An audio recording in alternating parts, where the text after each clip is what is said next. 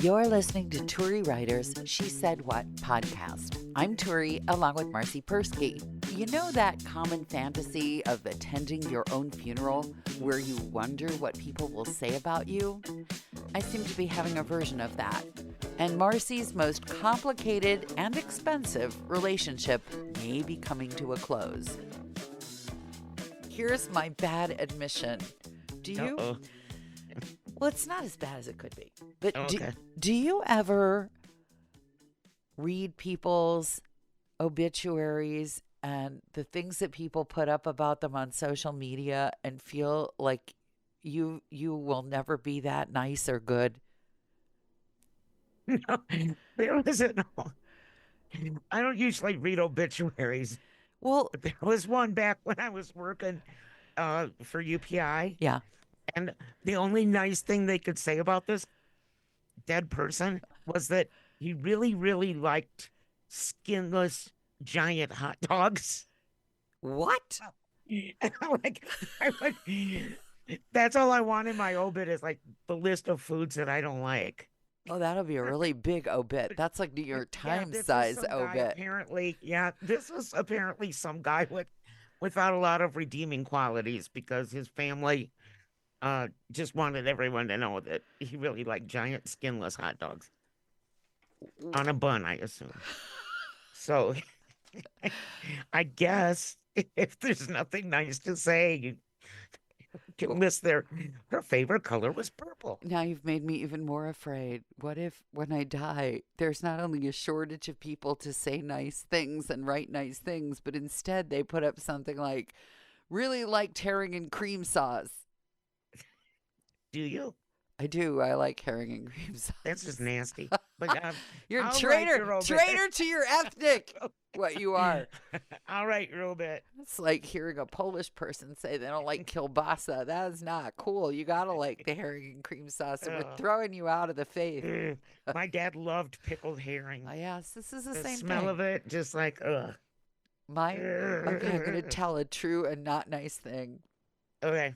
My mother-in-law was a very sweet woman, but she really worried about people getting fat. This was her big fear. It really troubled her. And my spouse, the spousal unit, is one of four. The youngest two are twins. And of the four, all married, I would say only one has a magazine body. The rest of us are, we range from normal size to little rounder in my case. And it really troubled her. And her spouse, her husband, my father-in-law, the first few times I stayed there, I heard something at night. Eventually, I found out what it was. It was the sound of my father-in-law not starving to death. He would sneak down in the middle of the night just to eat pickled herring from the jar in the light of the refrigerator in the dark in the kitchen because there was not enough. There was just not enough food on the table, and he would come down in the middle of the night and eat this jar of pickled herring. And I just thought, oh my God, I'm so glad. I mean, I come from the opposite. The spousal unit cooks massive amounts of food, and one of the reasons why I am a little rounded is that he's got the metabolism of 3 Mile Island, and I have the metabolism of a slug, a garden slug, a fast-moving garden slug, admittedly, but a garden slug. So when we were first together, he would pile these giant piles of food, and I'd think, well, I'm only having a quarter of what he's having, which is still twice what any normal person should be having. So anyway, yeah, the herring thing, that's the sign of a man deprived. That's just nasty. So I'm really worried about this obituary thing. I mean, okay, I'll write your obit, and I won't say anything about pickled herring or skinless hot dogs. No hot dogs. Thank you. I don't like hot dogs. Could you? But I can think up plenty of things to write. Yeah. And if I need more, I can make it up. I'm 'Cause fine I'm with really good having at that things too. made up. Yes. I'm Tell the me, best liar. can you give me like a sneak peek of what this would be so nice because I'm so nervous. Literally all week I've been looking. This was the most wonderful. Everything that you heard on the air was sincere and he was lovely and he rescued small goats from mud puddles in Greece. I mean, seriously, this is the kind of stuff people were writing. And I'm thinking, nobody's going Yeah, to write anything like that when I die. Nobody's I going to will say, write. I your my opening is Turi Ryder, age, let's say you're 97, God bless you for that. is resting with the chickens. Resting with RIC, resting with RW, RIC, resting chickens. Yes. Yes. Or being fed to the chickens. Oh, God, they would eat me for sure. They're I carnivores, can't talk. chickens. People are like, oh, our chickens only eat vegetarian. I'm like, no, chickens do No. not just eat vegetarian. I still remember when our chickens were free ranging around our property in Oakland. They would dig up a salamander every now and then, and they were so proud of themselves. They'd run around waving it. It was like somebody's head on a pike. They'd be waving this thing around like, "Wow, we killed!" Derp does that. Derp runs around with lizards hanging out of his Yeah, mouth, just the tails moving around. you don't expect to But see that from I a don't think he chicken. eats them. I He, think he spits them out oh, eventually. you don't expect to see this from a chicken. But chickens are gross. I don't like chickens. Anyway, though I You think I don't would like start it out. I anything. think we're right. Anyway, we're writing your obit. Okay, write my obit. And what were you, 93? In What? her 93 years? 97. You gave me 97 97? years on this Oh, mortal coil. okay. I Thank you. should probably write that down Yeah, make a because note that's of way it. longer than Well, that's probably I want to live. that's the only place where you need to be fact based, really. I could say you were spry at 97, still doing podcasts and subbing for various radio hosts and rallying her enormous fan base to 3 people. 6 million listeners. I don't like that number 6 million. It has a bad ring to it. Pick another number. Okay. 497 billion listeners I like that better. Yeah. across the globe Okay. and beyond. Yes. No, I like the billion and I like the beyond. Yeah. B and B. Yeah. Yeah. Turi B and B. Yeah, but Yeah. still, that's not a nice. There's not one nice thing. Like, Oh, well, then I would say how you would do anything for a friend, how you rescued me from the depths of Michigan and Wacker that's true. I on did a that. rainy One good morning. thing. One good thing. I Yeah. can count on that. Yes. Yes, and I would rate that you're a loyal and true blue friend. Okay, that's enough. Who I'm happy to be a loyal and true blue. volunteers, Oh, okay. I volunteer. Yes, I do. volunteers for too much. Is pretty much too nice to everybody. Even when you're mean, you're nice, which would be part of the made up part. But this just sounds good. Okay. You won't know anyway. This is too 'cause much. you'll be This is with the making me feel chickens. too good. Now I'm worried something bad will happen, like a bus will hit me. So you got to Well, stop now. see, this is just like freestyling too. Oh. I change things as I write. I So see. Okay. All right. Well, and you'll be writing because your perfect wrist will be perfectly recovered by the time I'm 97. I sure hope so. They put you on drugs for your rebuilt wrist, you told me, and the drug that they put you on makes you eat everything in sight and drink everything in sight and swell up like the Goodyear Thanksgiving Day Macy's balloon there. I don't need that. So let me tell you what I ate for lunch. I had to come home and figure out something I wanted to eat for lunch. Prefab So- hard-boiled eggs? No, I ate a whole sleeve of Ritz crackers. There's a nourishing lunch. I know, and it goes down. You run out of things in your refrigerator. Now you're going to start on your pantry.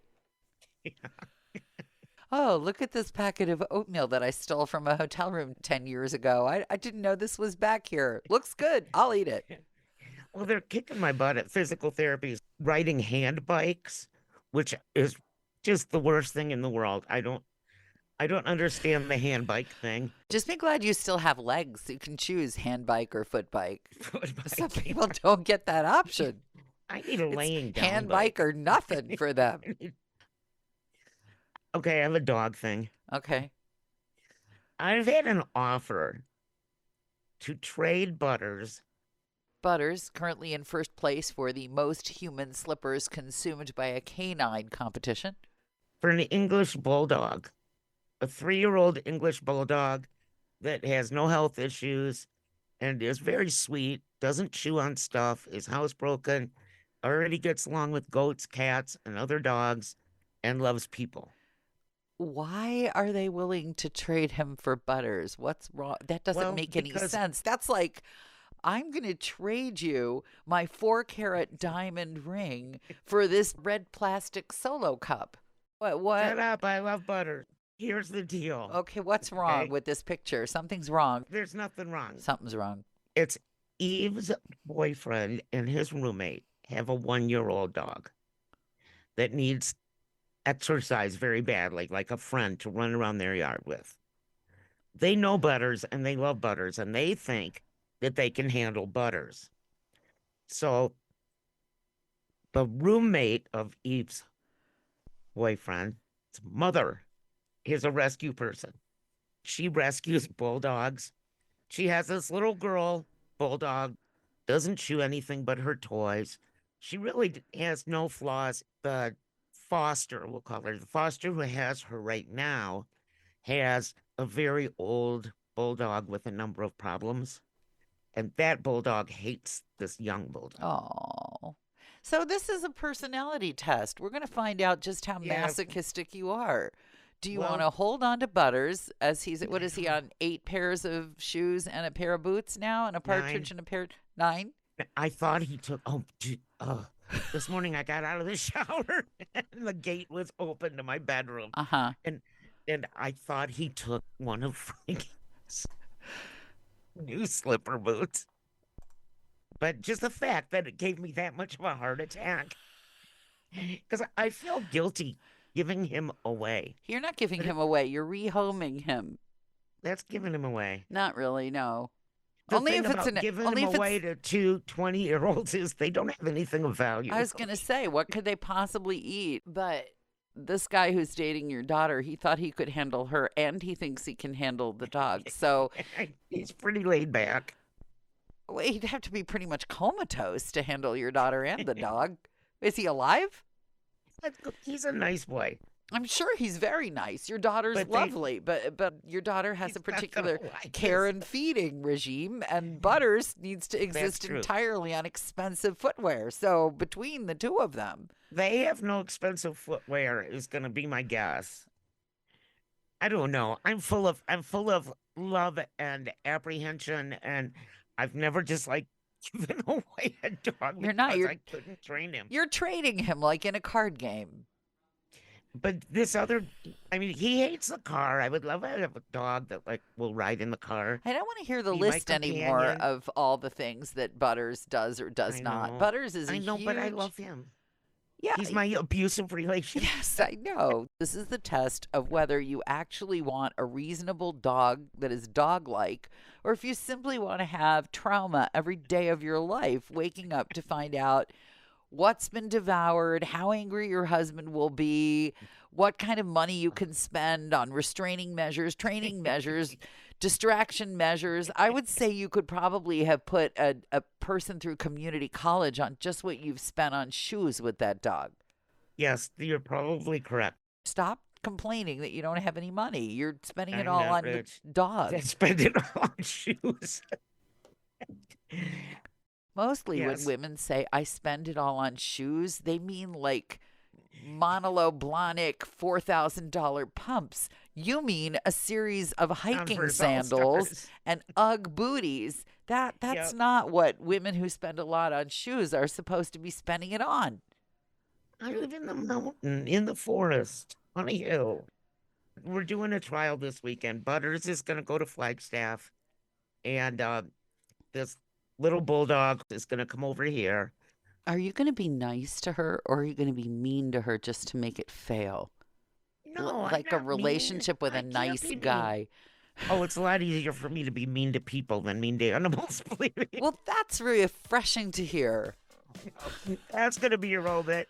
She was mean to both people and animals. Yeah, that's going to be the obit.